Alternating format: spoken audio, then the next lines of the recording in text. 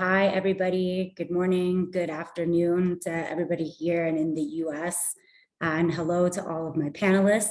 Thank you so much for joining today. This is our Experts Tell All Selling to Retail and E-commerce in 2022. We're so excited to have you today. So just quickly to give you a roadmap of the flow of this presentation. So we're going to start with some housekeeping and introduction of our guests. We'll dive into some insights about the current environment. We'll then transition to the more fireside chat style of this webinar. We'll be asking our panelists all sorts of questions, some of those from the survey sent out to you. So thank you all for participating. Then they'll share some parting words of advice and we'll open up to Q&A. So some quick housekeeping. Today's session is going to be recorded. We'll share a recording after this along with a post-webinar survey, if you could please fill that out. If you have any questions, please just use the chat function or Q&A to ask questions directly of the speakers during the session. Right, so let's get going. So introductions. So first off, we have Kim Gallagher, who's the Director of Marketing and Customer Success at Nuuly. Kim, tell us a little bit about yourself. Hi, everyone. Happy to be here. I am at Nuuly, which is it's Urban Outfitter Inc.'s newest brand. I've been working at URBN, which is how we refer to the parent company, for 11 years in a variety of roles. So I worked in anthropology, in marketing and analytics roles, then moved to our shared digital team where I worked in a strategy role. And during that time, we were really interested in new business models in retail and started exploring both rental and resale. We started the Nuuly brand 3 years ago, almost 3 years ago, and we launched it as a subscription rental business. Since then, we have also added a resale platform. So we have Nuuly Rent and Nuuly Thrift. And I oversee marketing, creative, analytics, customer service. Awesome. Thank you, Kim. Next up, we have Erin. Hi, everyone. I'm Erin Steinberger. I am currently Director of Global Commercial Strategy at Pandora. I've been with Pandora Jewelry for 6 years in finance and kind of operational roles. Before this role, I was head of retail operations for North America. So building the stores, training the stores, and making them run. Now I sit here in the global office in Copenhagen and am really focused on the strategies that the commercial division is undertaking. Prior to Pandora, I worked for Tiffany, Ralph Lauren, and I was a consultant at Boston Consulting Group as well. And I know Lauren from getting my MBA at Wharton. Little virtual reunion over here. Thanks so much, Erin. Next, we've got Esther. Hi, I'm Esty, and I have been in B2B technology marketing for over a decade.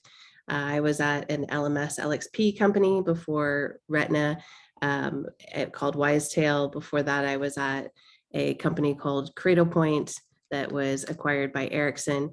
So I have pretty deep knowledge in selling to a lot of personas across retail, everything from IT to merchandising to learning and development and store operations. Thank you so much for that. And last but not least, I suppose, hi everyone, I'm your host and head of the retail practice at Blue Seedling, Lauren Bitar. My background, I guess an amalgamation of everybody's here. So lots of retail experience. So started at Macy's and then Saks, did some time at Sephora, Juicy Couture, rest in peace. And then started cutting my teeth in retail tech, heading the insights team for Retail Next, working with retailers around the globe to really help them understand how to use analytics, especially in their in-store environment. So really happy again to have all of you guys here today, both attendees and panelists. And let's keep going. So just before I get started, I also want to introduce who we are as Blue Seedlings. So we are what we like to call a full stack marketing team, working with cutting edge startups, both in Tel Aviv and in the US. even though this webinar is going to focus on retail tech, we actually have customers from all sorts of different segments, fintech, as well as cybersecurity, computer vision, and so on and so forth. And our clients hail from some of the best investors, VC firms, both in the US and Tel Aviv, some of which I think invited you all here today. So big thank you for that. And then lastly, because we think you're all winners, all of the participants today can sign up with me after this webinar to do some office hours where you can ask me any and all of your marketing questions. So I'll be sending out more information about that after this.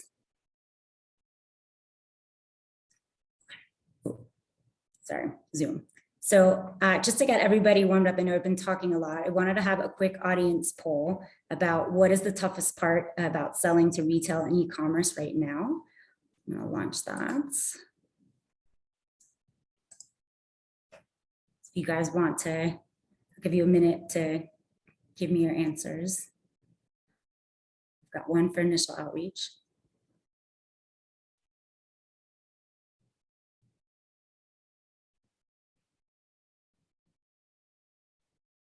Oh, interesting.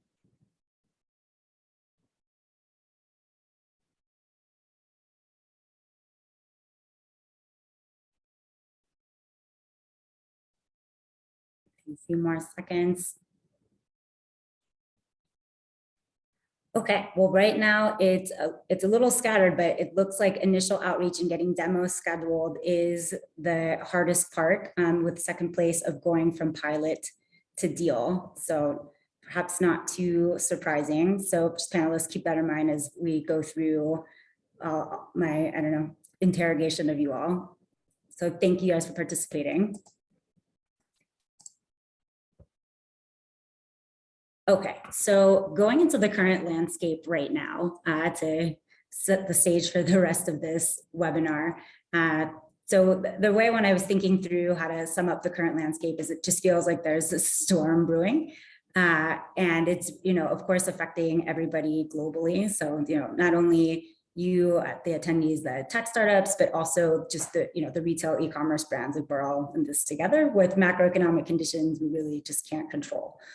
So if I had to sum them up into major buckets and this perfect storm, right now we're seeing record prices, both for finished goods and the raw materials. It's squeezing brands and their customers' budgets. On top of that, I don't know if you've been keeping up, but we've got a couple days for the West Coast port unions and their operators to reach an agreement, or we're in risk of having even more of a slowdown at our major ports. I think it's 29 of them along the West Coast. So just when we thought the supply chain headache was maybe subsiding a little bit, we have some more things to keep it interesting. Next, we've got a saturated competitive landscape. So I always say nowadays, if you've got an Instagram account, you can have a brand. It also just means that consumers have higher expectations and less loyalty. And then lastly, because of the growth of digital, which was accelerated by the pandemic and data privacy laws, for instance, like Apple's transparent tracking update that they launched last year, it means that customers are not only harder to reach, but then more costly to reach.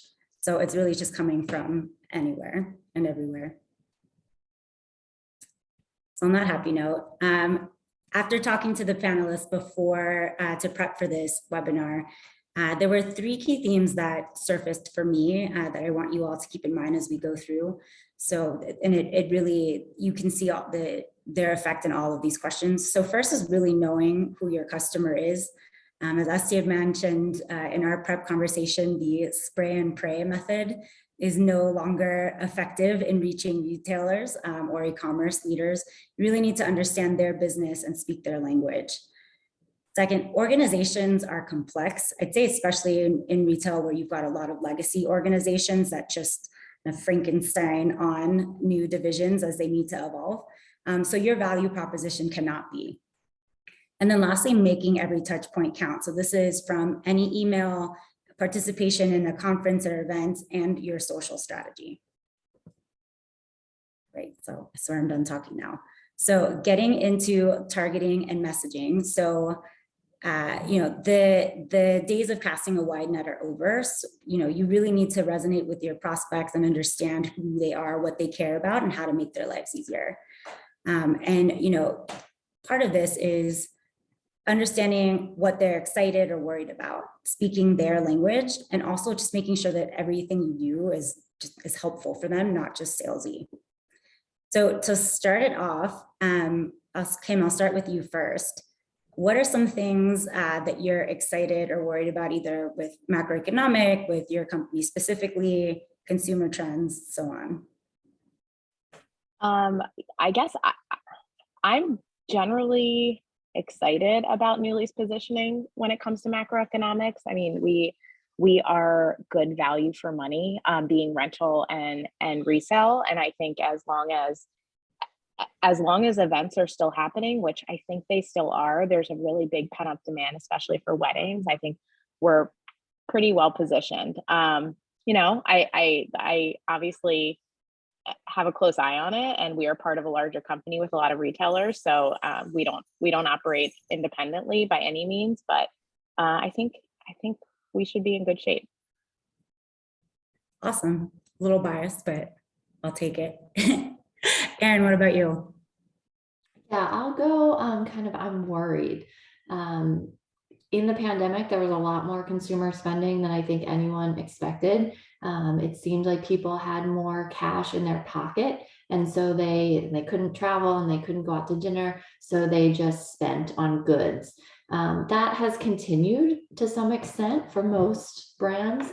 I am worried with gas prices going up, other inflation, everything happening in the Ukraine, and then all of the higher demand, port closure potential. I'm worried that some of these things we've been able to weather, even though there was a pandemic. There's still kind of a pandemic in some places. And then you layer on these other things, like when is it going to turn, I guess, is what I'm worried about. And not just for the consumer, the end consumer, but also for companies. You've been able to absorb some raw material price increases or absorb some other cost increases, shipping, because consumer demand has been there. But when does this stuff not balance out is kind of my concern. Especially every country, every region is dealing with a little bit different, like a puzzle in each area. So then for global companies to put those big puzzles all together really becomes complicated. So I hope it doesn't happen, but I'm watching to see if there's, some of the effects really start to hit people's pockets and then trickle back through the company, consumer facing brands and then business to business, etc. I think that makes a lot of sense. And I remember early on in the pandemic, jewelry was really taking off because you said nobody could travel. We had graduation season. There was a lot of gifting. And now it's, I guess, sort of going back to whatever normal is. So thank you for that. Kim, I want to bring it back to you. So when we were prepping for the webinar, you mentioned how important it was for people, vendors reaching out to you, companies, to take a customer-centric view and angle. Could you just tell me more about that? Sure. So, you mentioned when you were kind of kicking this off, like how do you make my life easier, or how do you make our lives easier? It's not really about our lives. It's about our customers, or at least that's how I think about it. So, if someone is trying to partner with us in some way, I want to know directly how it's going to impact the customer. And I do feel like sometimes I've gotten pitches where it really isn't about that. It's about like, this will make, an example is I've gotten pitches where it's like, this will make your conversion rate go up. Here's a fit algorithm. It'll make your conversion rate go up. And I'm like, well, what's the point of a fit algorithm? It's for a customer to get clothes that fit. So does the return rate go down? And it's like, well, we don't know, but the conversion rate will go up. And I'm like, well, that's not helping my customer. So I think always trying to frame it from a customer point of view is where I'm happy to be more of a champion for the partnership, if I believe that the customer is going to find great value in it. I love that. I love that.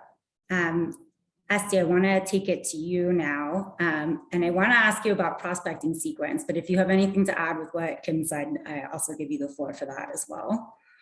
I think knowing your customer, like Kim said, like her concerns and wants to know how it's going to impact that customer. There is, I mean, and the solution that I'm working for, Retina, it does customer lifetime value. So it is, you can optimize your conversion rates, but it's also about finding that customer centric approach. If you're acquiring the correct, great fit for your brand, that's going to impact, knowing that customer, knowing the data about them, so you can speak to them specifically so that they have a better experience with your brand.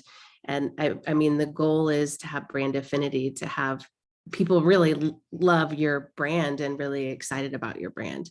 I think that's one piece of just spending the time to really know the personas and the people that you're selling to. A lot of times they're like, oh, our ideal customer persona.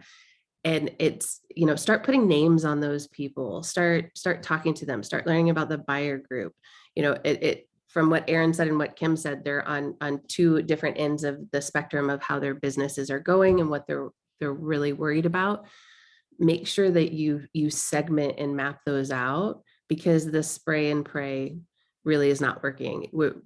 There was the time where you had the luxury of just throwing money everywhere and seeing what you get in. And it was like, we're only looking at this quarter, we're only looking at this month. And the short game has been played for a long time in retail and for marketing and digital acquisition. And everything is becoming more customer centric. And even the younger generation, they want more authentic approaches to things. They want people to speak directly to them. They don't, that, and I don't want to say like Coca-Cola branding, but like the Coca-Cola branding of the 80s and 90s, and that general approach to marketing isn't specifically working anymore.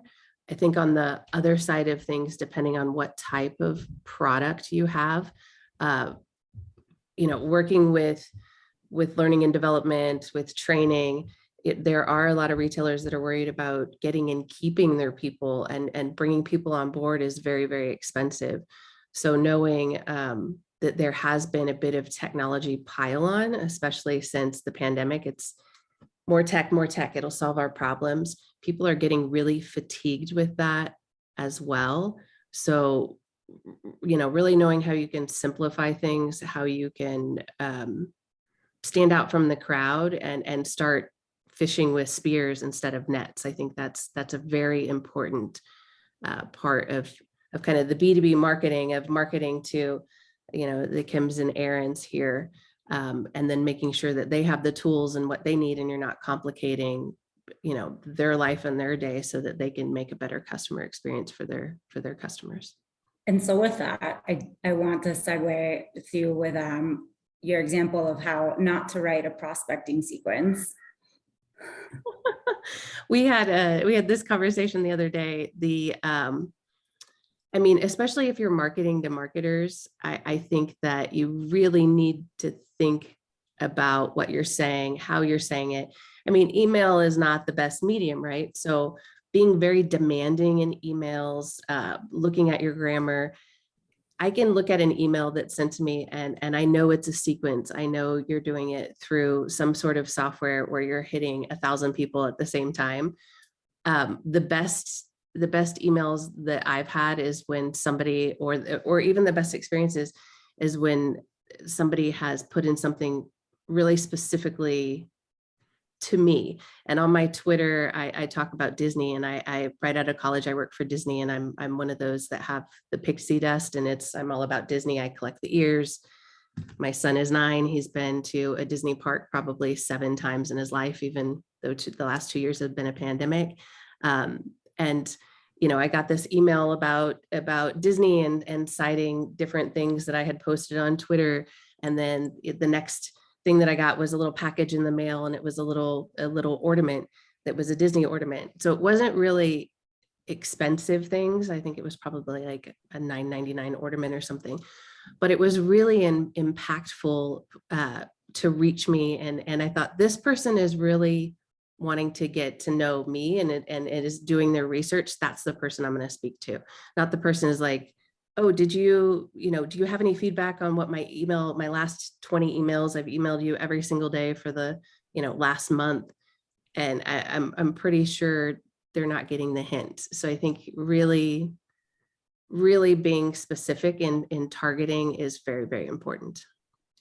Yeah, and one of the things we really stress at Blue Seedling, especially when you're reaching out to people for the first couple of times, is send them things that are helpful to them, not just, do you want a demo of the product, but here's some interesting industry news that we think would be useful to you, and this is our take on it.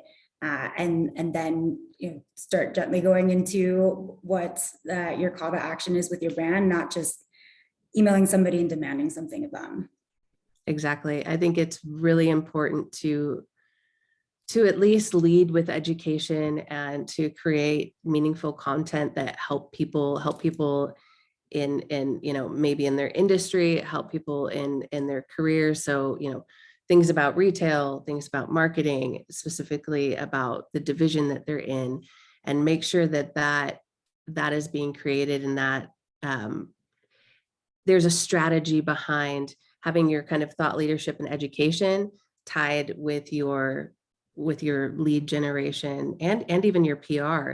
Those things shouldn't work in a silo, which quite often they do, but it's about creating kind of more of a brand that excites people, and a brand that people start to follow, as opposed to we're just going to sell, we're just pushing boxes or selling a thing. I love that. Kim or Erin, anything else you want to make sure we cover there before we move on?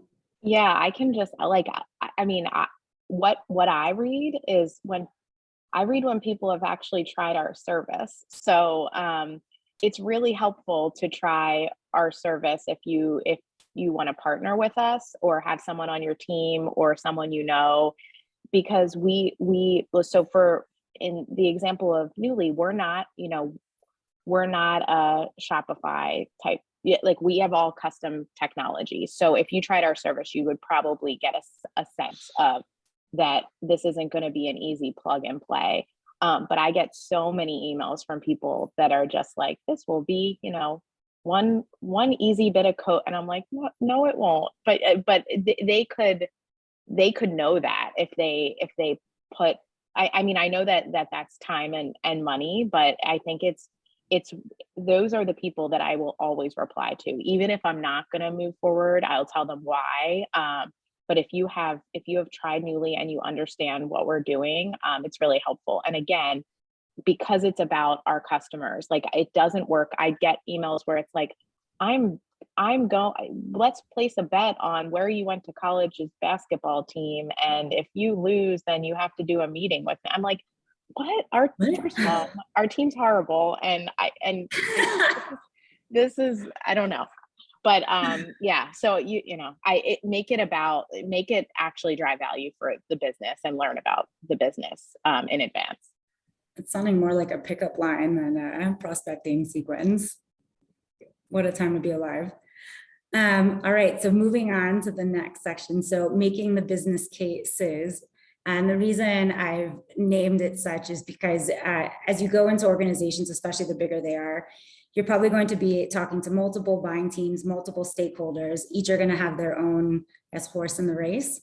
And you really need to be able to understand that. So winning here, so really understanding the company and their technological structure. So some might have, we'll get into this, but regions, there might be a portfolio of brands like Kim's. And oftentimes your champion is not going to be the same person as the check signer. It's probably going to be someone higher up in the organization. And what is the messaging that both of them need? And how can you really arm your champion to help get the deal closed?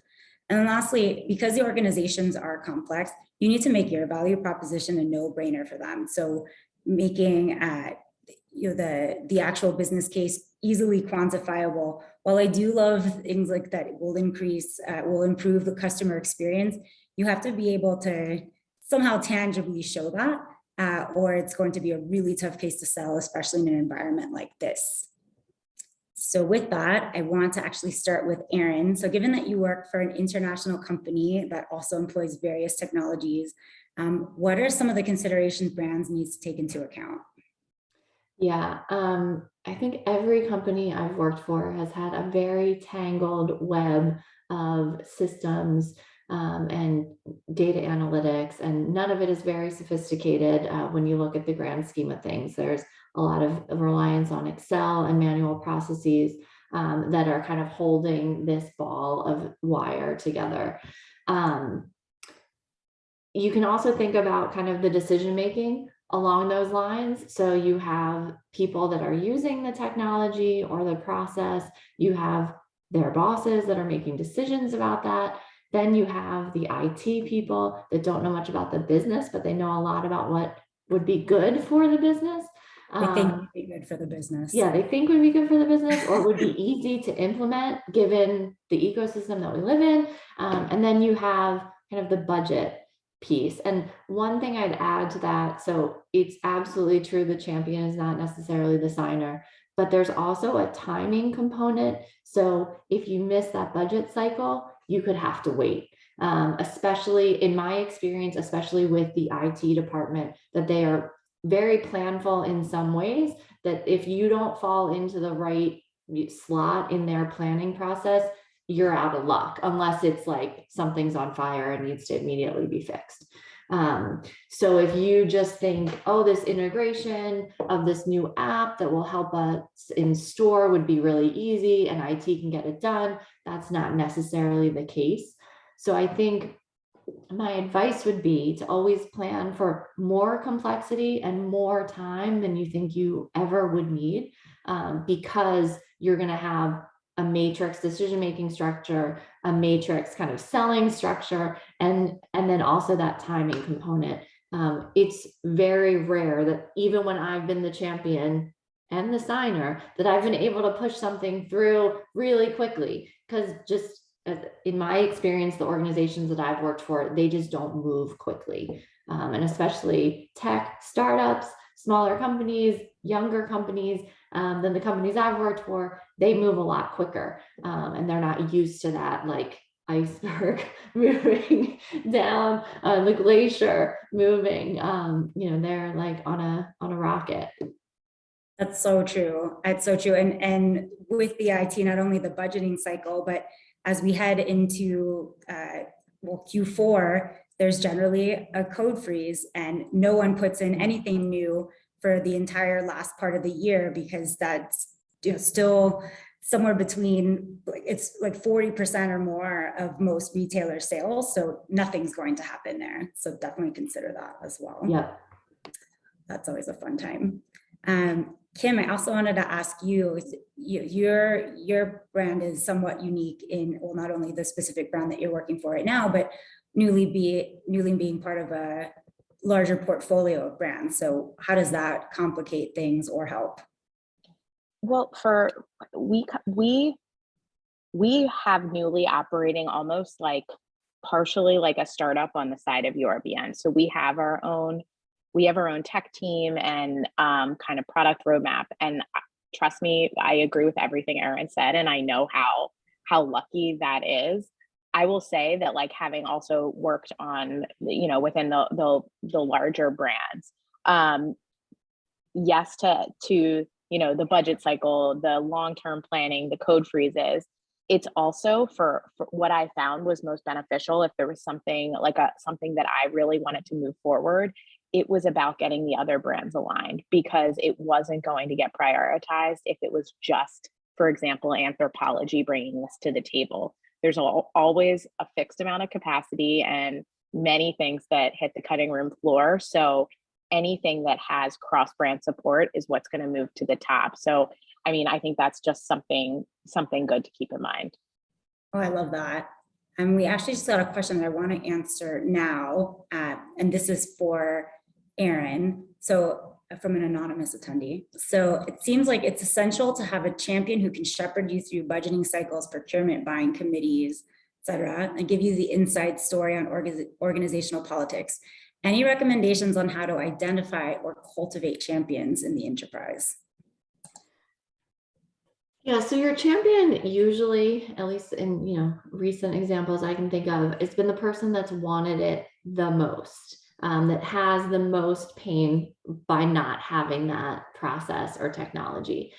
So you can identify that person kind of easily because they're probably more receptive to your pitches, or they're out in the world searching in some way at a trade show or something.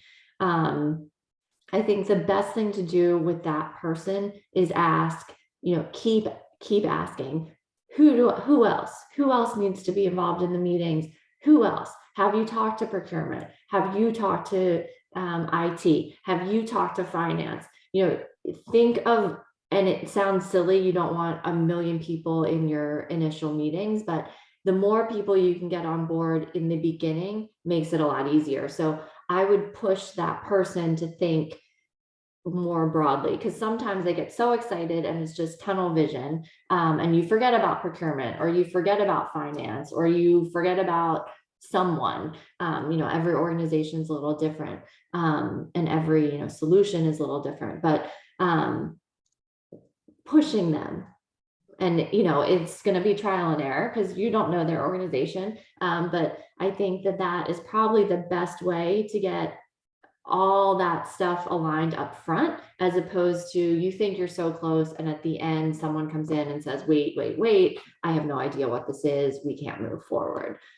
So before you waste a lot of time, try to get that buy-in. Well, and actually, besides pushing them, in a lot of these cases, they might not even know who the other people are. I can speak from being in industry, even when I was a merchant, if they weren't in my division, so if I was in menswear, if they were in women's and they're on another floor, I don't know who they are. I would actually have to look and figure out how to find them. And that's kind of a lot of work, and we have other things to do. So you have to push them to even figure out who else it is.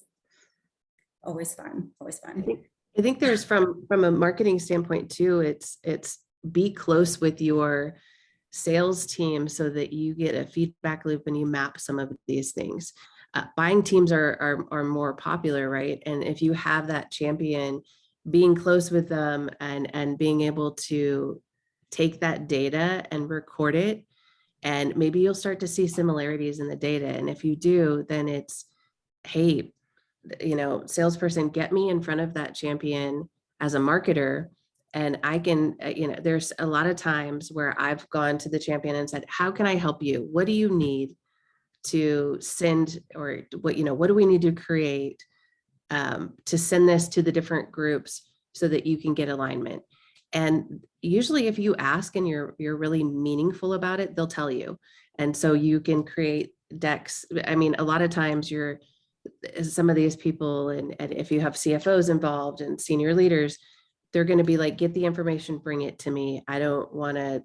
Don't identify me, then I'm going to have a salesperson hounding me, right? So if you can create as a marketer the tools that the salesperson needs to give to the champion so that the champion can go and champion internally, then that is an ideal situation where you can say, okay, who's involved?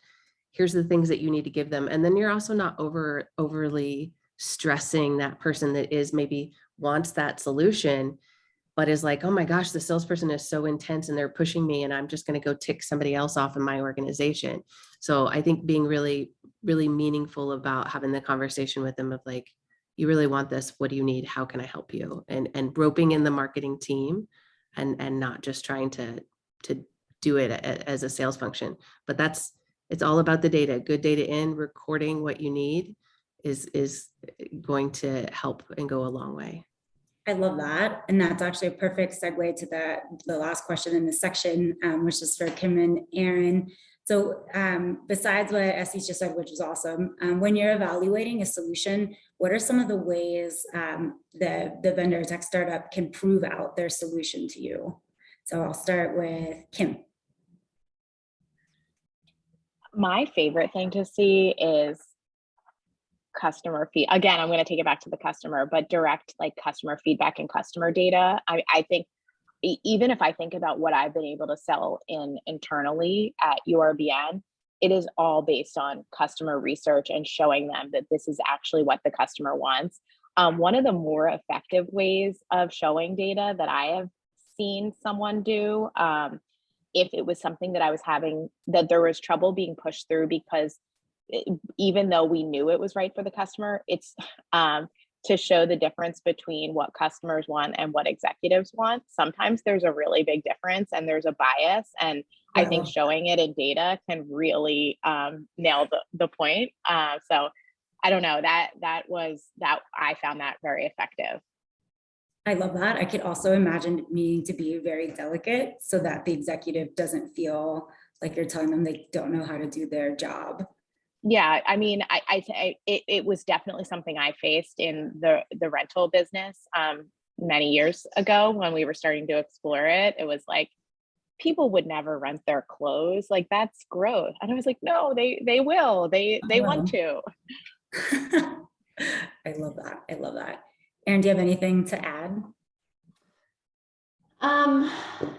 Yeah, I fully agree with what Kim said. I guess I would add that it has to be realistic data. A lot of what I see, and maybe it's more from consulting firms, a lot of what I see is if you do X, you will get Y, and Y is unbelievable. It's the biggest market share you can imagine, or like, to use conversion, since we talked about that before, conversion rates will double. I mean, none of that is realistic.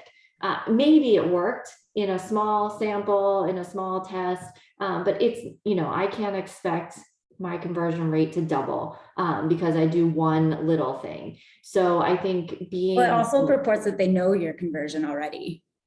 Yeah, exactly. So I think being very realistic, and it's a tough balance because you want to be optimistic and sell, but you have to be realistic so that it's believable and credible, especially as you think about the broader organization that has to be brought onto it. So maybe that champion really believes it and thinks it is credible, but as you go further out, finance, etc., they're going to really question it. So the more bulletproof and solid the data is, the better. It all comes back to the data at the end. I love that. I'd also add on, especially with retailers, they love to see that it worked with other people. So the more you can get case studies with actual brands that will let themselves be named, the more you can do webinars like this, where you have actual customers talking about business use cases, or in a case like Kim's, if the other portfolio brands, it's something that's really working for them, that also helps. So there's just a bunch of different ways. Retailers tend to have shiny objects in them and lots of FOMO. So the more you can show them that this is where it's going without making them feel, sometimes there's egos involved, without making them feel like they're behind and doing something wrong, will definitely help you. I think it's important to know every retailer's different. They're worried about different things. They capture different things. Maybe their business is different. So sometimes, and I'm not saying this is the case always, but taking that rinse and repeat, you can do this. Like you're saying, your conversion rates are more than double. They'll do this. Well, maybe there was the retailer that you tested that with, maybe it was small, maybe they have different data, maybe they're more advanced in capturing data. So really finding out what is meaningful to each individual prospect, and then making sure that your solution is really applicable to that, and two, you're not just setting yourself up for the user to have a bad experience. It's really important to know if you're barking up the right tree or not, because your sales team are just you're just spinning cycles. You're wasting your time, you're wasting the prospect's time. And so I always say, get to the know or the know, like know the prospect, know it's going to be a good fit, KNOW, or like, no, just be able to say, you're not ready for this, and walk away. No. I love that. I love that. Preventative selling is also a great way to get people to want you more, similar to dating. All right, so going on to the next section. So creating events and social strategies. And I wanna start first. So, with these, you can't just throw money at the problem. But for those of you who are attending today, our website at Blue Seedling is also a great resource for just a lot of marketing know-how, especially if you're just starting out. And there's actually a whole section around learn marketing that includes a bunch of different, say, crash courses, including should I go to this conference, an analytical framework. And it has a great framework for helping tech brands weigh their options on whether it's a good idea, how many leads it would need to bring in, is that feasible, and also has a spreadsheet where you can actually map out everything. So I invite you all to do that. But this section is going to focus on a little slightly different topics than just the 101. Because there's a million things that you can do between advertising, events, social, etc. You can't throw money or time at everything. And there are definitely ways that you can have more impact for less investment. So being able to understand, going into this, where your customers are and what they care about, again, because not all trade shows and events are created equal. You need to make sure that if you are going to post or advertise, it's where your customers are and what they care about. And really that it's called social media, not sales media. And so we'll go more into that now. So I want to kick it off for first, just quickly with Kim and Aaron. Are there any conferences or trade shows that you or your companies are planning to attend in the next, 6 to 12 months? Aaron, I'll start with you. Yeah, I think there's a lot, big and small. It's hard to, list them because there's a lot. We haven't been able to travel. We haven't been able to see things in person. So there's a lot of store visits. There's a lot of conference attendance that's going on. I think everybody's really looking to get back out and, see what we've been missing or see what we wanted to see for the past 2 years. So I think there's more activity than normal. Awesome. Kim, do you have any, let's say your top 2 or 3 that? Yeah, agree. Definitely this has been ramping up. I have personally, for my team and myself, been a little bit more focused on smaller, more niche conferences. That being said, there is definitely participation across URBN and things like, the shop talks, the NRF, but I'd say that NRF side probably leans a little bit more to the more legacy IT folks in the building, versus the shop talk might be more of the marketer's digital product side. But I don't know that that's the case for all businesses. That's just how it is for us. But yeah, I've been so on the Nuuly side of things, I'm very interested in our sustainability messaging, tracking, measurement. So I've been a little bit more focused on those conferences, but yeah, so but yeah, people are out there for sure right now. Yes, we definitely miss doing things in person. Esty, as a veteran in the B2B space, you have so many great insights and caveats on selecting trade shows and sponsoring or hosting events. Can you give, say, your top couple of insights? Yes, I think this was critical before the pandemic, but it's going to be even more critical is starting early. I've been to NRF. I went to NRF in January. It was a very different show than it was before the pandemic. It was my 7th time at NRF. I've been to Shop Talk. It's, some of them used to be really big zoos, and you were really competing. So it's sometimes throwing a booth together and going last minute if you could get in, it was okay because it was so busy. But I think it's going to be more important to make sure with budgets are shrinking and you need more meaningful interactions with people, to start early, to pick a core group of prospects and customers, and then reach out to them individually. We've done a lot, or I've done a lot of events in the past where they weren't crazy expensive. They weren't extremely large, maybe renting out a little private room. Even in New York, you can find little niche places where you can rent out and have a cocktail party or cocktails and mocktails, and get people together to where they can, one, network, just bring them together. and then be able to have meaningful interactions with them, talk with them, learn with them. You know, they're out there at these conferences, they're going to be talking to so many different vendors.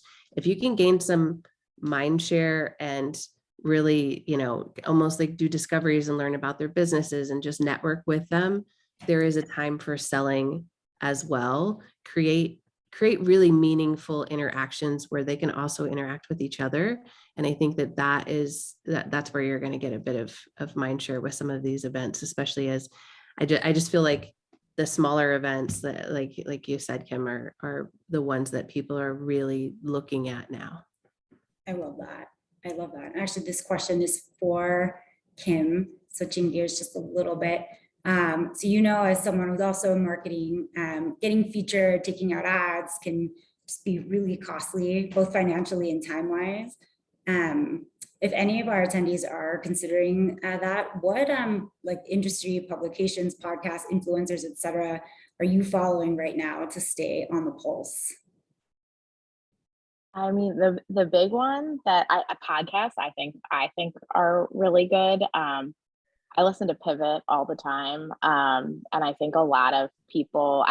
That's not specific to retail, but if it's something that's like more of a tech focused retail company, I think probably people are listening to Pivot. And you know, I think yeah, I'm listening in the tech space, podcasts in the tech space for sure. And I know across URBN that like my point people that I'm really connected with also listen to those same podcasts. So I don't know that, and I can tell you on the marketing side for Nuuly, like podcasts are working for us too. So it seems to be a strategy worth considering. I love that. I love that. And it really is the traditional publications are also very saturated. So it's great to also just try out different channels. And with that, actually, I'll put it back to Esty. You had such great perspective on leveraging social when you're a new brand. And you actually almost have changed my mind with using TikTok for B2B. Almost. Can you share your insights? Well, we funny you say that. My colleague and I just put one of those polls out on LinkedIn of like, are you using TikTok to get information about your industry, educational content, and pieces like that. I'm seeing more and more of those pop up, but it does make sense because if you're really busy and you can watch just a couple TikTok videos, they're short, they're sweet. I mean, you'll always, is it the Starburst little lad or whatever? I mean, there's always going to be that on TikTok and those types of things, and cat videos and all kinds of stuff. But I think that the attention span and the time that people have to devote to things are shorter. But I also think that not just jumping on the bandwagon of the latest and greatest things. Like when you look at different customers, it's like, where is your best fit customer to acquire? What I don't want to age myself, but I was like one of the first users of Facebook. My whole life is there. I talk to my family there. All of my pictures are there. And that is a space where people are like, oh, Facebook's dead. And I was like, well, my whole life's kind of there. So I still talk to like my family, and the grandparents are there and all of those things. So really knowing where people are getting information. At one company I was at, they were like, oh, Facebook, that's not valuable at all. And I was like, well, wait a minute. We're seeing a correlation in the data where we're acquiring a lot of people on LinkedIn, it's B2B. And then as soon as they become a customer and they start really liking our brand, they're following us on Facebook. So we started creating Facebook groups and grouping people together where they could socialize with each other. And it was really, really meaningful. So knowing the age group and the demographic, how they want to consume media, that, knowing your customer, being customer centric is where you want to speak to them, but you also don't want to be disruptive. That was one of the things too, is like, we were really mindful about Facebook because we're like, that's people's personal, not professional places. And so we wanted to be very, very mindful of how we were interacting with them there. Another thing we were talking about, Lauren, was looking at the difference between LinkedIn. Every company I've been at, you put out a LinkedIn advertisement and you use their forms and you do all the pieces, it's very expensive. And the conversions are a lot lower versus tests where you post something, then you boost it, and maybe even you section it off for small groups of people.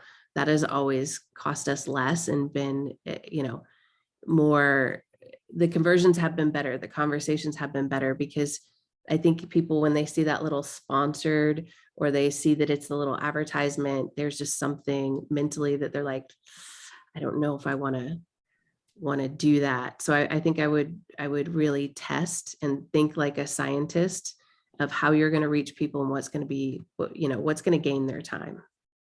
That's so true. And that really goes back to being social media, not sales media, and really building that trust. So I love that. And experimenting, something we haven't talked a lot about in this session, but it is so true because everything's going to work for your brand differently than others. And it's probably also what works is also going to change as you evolve and mature as a company. Because once you've got that first layer of customers, you can do more with that. So to just continue to always experiment and fail quickly is a way that I like to put it. Okay. Can I just chime in on the social? Because I totally agree. It's all about, you need the person from your company who really understands the channel to take the lead. So like TikTok is so different from Instagram or any other channel. So you can create content, but it will go nowhere if the person it isn't like a native to the channel. Same goes Twitter. I forgot about Twitter. Basically my Twitter feed is marketing people. I DM people who I think have good, who have a good tweet and I'm interested in learning more. I've had meetings. I've hired agencies based on Twitter. So, but it's not ads. It is content. I love that. And Kim, you did put in the chat that you were 100% on TikTok. So we've got another vote there. Okay, fine. I'm coming over. If that ages me. So I know we're close to time. So I just wanted to get any closing thoughts from the three of you to our attendees. Any last words of wisdom? Erin, I'll start with you because you're in the top of my portraits. Yeah, I guess my parting thoughts would be anything that can merge physical and online. There's a lot of talk about omni-channel, and that is a really nebulous term. So if you're thinking about ways to leverage online data in store or vice versa, a lot of brands are struggling with that right now. And a lot of customers are changing their behavior after COVID, et cetera. Or in scarcity of product, they're going online instead of relying on store inventory. So anything that can help brands bridge the two, I think is really important. And so that would be one thing that Lauren and I talked about to prep for this, but we didn't really discuss today. And it's top of mind for me. I love that. We need another session. Kim. This is pretty specific, but it's just kind of something that came up before, but I didn't really touch on when we were talking about the champion at the company and how to find them. This is definitely true for URBN. I imagine not just for URBN, but finding someone who knows how to navigate the organization, probably the right person has been there for a little bit, not just less than a year. So I can't say that's true across the board. I'm sure there's some great early stage people, but the person that's been there knows who to connect with, and it's going to be a little bit easier because they've been down this path before. That makes sense, and hopefully they also have some clout in the organization. Exactly. Love that. Esty. I would just say old tactics, and especially with things that are changing for marketing as far as cookieless world, privacy updates. I mean, really looking at strategies of not just throwing money out there and then waiting 6 months and trying to figure out, okay, well, what worked, what didn't. Just being really mindful about mapping customer journeys, knowing your different clients and knowing you know, how to segment them and really speak meaningful to them and educating them. Education can go a long way, and having like really great content, being that sounding board where they're like, oh, you know, I wonder about this. I'm gonna go check out and see if they have something in their blog. Or, I mean, just knowing your customer. The age of that customer centric approach is really pushing into play faster than it ever has before, because marketing is changing more than digital and online marketing is changing more than it has since the beginning of the internet. So I think just getting ahead of that and really making strategic plans is going to be key to success. That is awesome. Thank you so much for that. So just to summarize quickly, and I know we're at time, so I'll go super, super fast. So just remember, you need to know your customer, speak their language, be where they seek information, and know what is important to them. Organizations are complex, so your value prop cannot be. So understand their structure and their technology. Make your benefits clear and quantifiable. Make sure you support your champion. And then lastly, make every touch point count. So be helpful, again, social media, not sales media. Also with prospecting, be really thoughtful about your events and any other outreach. And then again, use social to engage and not just sell. So we have like 1 minute for questions. If there are any that anybody wants to ask.